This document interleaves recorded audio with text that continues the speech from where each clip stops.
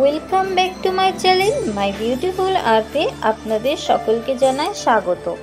আজকে আমরা জানব রথযাত্রার প্রতিমা তৈরির ইতিহাস সম্পর্কে।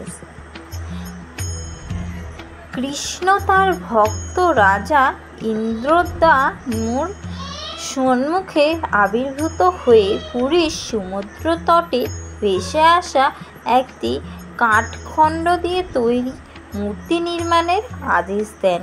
মূর্তি নির্মাণের জন্য রাজা একজন উপযুক্ত কাঠশিল্পীর সন্ধান করতে থাকেন।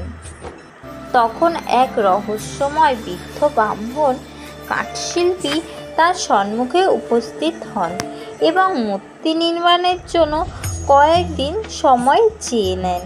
সেই কাঠশিল্পী রাজাকে জানিয়ে দেন মূর্তি নির্মাণকালে কেউ যেন তার কাজে বাধা না দেন। বন্ধ দরজার আড়ালে শুরু হয় কাজ।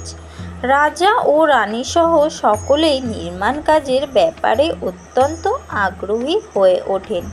প্রতিদিন তার বন্ধ দরজার কাছে যেতেন এবং শুনতে পেতেন ভেতর থেকে খোদাইয়ের আওয়াজ ভেসে আসছে। 6 থেকে 7 দিন বাদে যখন রাজা বাইরে দাঁড়িয়েছিলেন, এমন সময় আওয়াজ বন্ধ হয়ে যায়। রানী কৌতূহলবশত সবরণ করতে না পেরে দরজা খুলে ভিতরে প্রবেশ করেন। দেখেন মূর্তি তখনও অর্ধসমাপ্ত এবং কাঠশিল্পী অন্তর্হিত।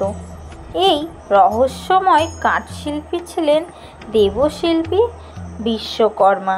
মূর্তির হতপদ নির্মিত হয়নি বলে রাজা বিস্মিত হয়ে পড়লেন। কাজের বাধাদানের জন্য অনুতাপ করতে থাকেন। তখন দেবর্ষি নারদ তার সম্মুখে আবির্ভূত হন।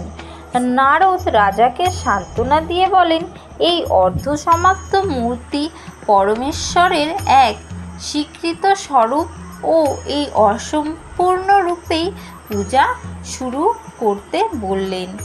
রথযাত্রার প্রচলন। কথিত আছে আষাঢ় মাসের শুক্ল দ্বিতীয়ার বলরাম ও বোন সুভদ্রার সঙ্গে মাসির বাড়ি যান জগন্নাথ। মাসির বাড়ি অর্থাৎ ইন্দ্রদ্যুম্নের পত্নী গুন্ডিচার বাড়ি। সেখান থেকে আবার 7 দিন পর মন্দিরে ফিরে আসেন জগন্নাথ। এটাকে জগন্নাথ দেবের মাসির বাড়ি যাওয়া বলে। পরপর 3টি সুসজ্জিত রথে চেপে মাসির বাড়ির উদ্দেশ্যে যান জগন্নাথ। এই যাওয়াকে সোজা রথ আর ফিরে আসাকে উল্টো রথ বলে।